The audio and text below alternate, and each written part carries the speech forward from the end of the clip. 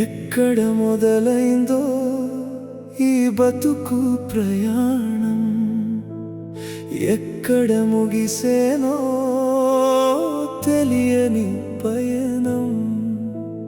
కనులు తెరిచిన క్షణమే మొదలైందా జీవితం, కనులు మూసిన క్షణమే ముగిసేన ఈ కథనం.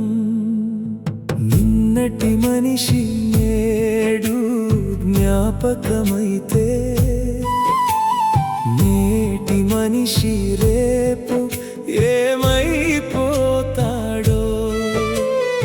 ఊపిరి ఉన్నంత వరకే మనది లోకం, ఆ ఊపిరి ఆగితే ఎవరిది ఈ దేహం.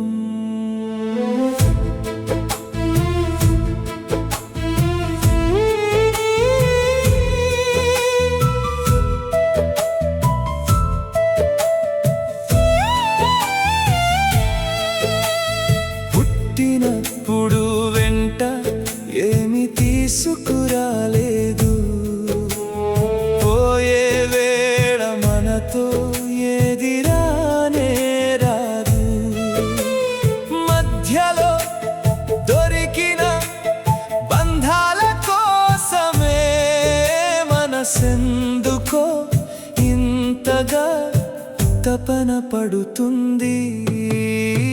నాది నాది అంటూ దాచుకున్న సొమ్మంతా నాలుగు గోడల మధ్య మిగిలిపోతుంటే, నా వాళ్ళు అంటూ నమ్ముకున్న వారంతా చివరి దారిలో కొంత దూరమే వస్తారే.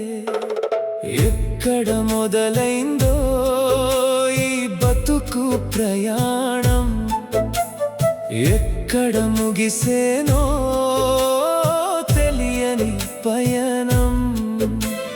నిన్నటి మనిషి నేడు జ్ఞాపకమైతే,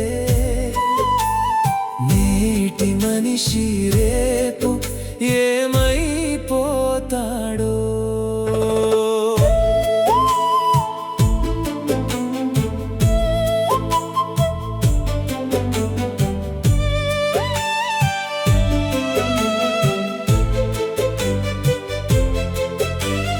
చిన్నప్పుడు అమ్మ ఒడిలో నవ్విన మనిషి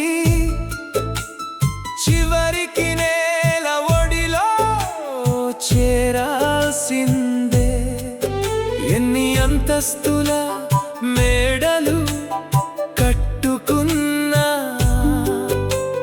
చివరికి కావాల్సిన చోటు కొంచెమే. ఎంత పేరు సంపాదించి గర్వపడినా కాలం ముందు ఆ పేరు చెరిగిపోదా. ఎంత బలముందని విర్రవీగినా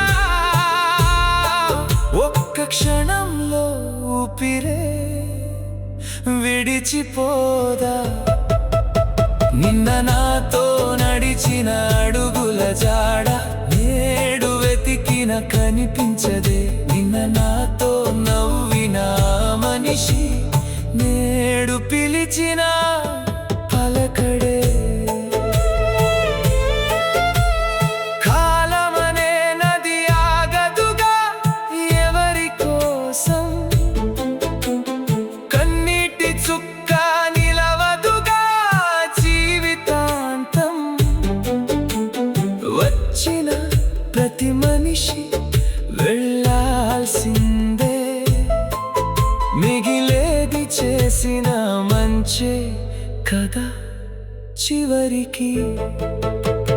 కోపమెందుకు పగలెందుకు, రేపు ఉంటామో లేదో తెలియనప్పుడు ఆస్తులెందుకు, అహంకారమెందుకు, ఊపిరే మనది కానప్పుడు. 4 రోజుల ఈ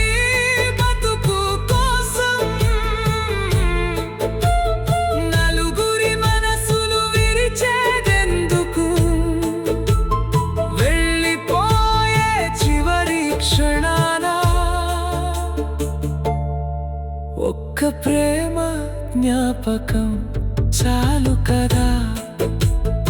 ఎక్కడ మొదలైందో ముగిసేనో ఎవరికి తెలుసు ఈ బతుకు రహస్యం.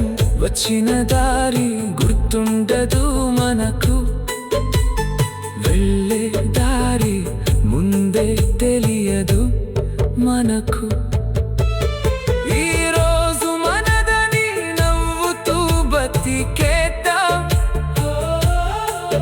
మనసున్నంత వరకు మంచిని పంచేద్దాం.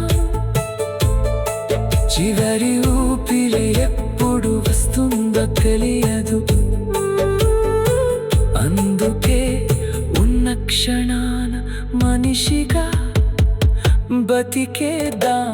ఊపిరి మొదలైతే బతుకంటారు, ఊపిరి ఆగిపోతే జ్ఞాపకమంటారు.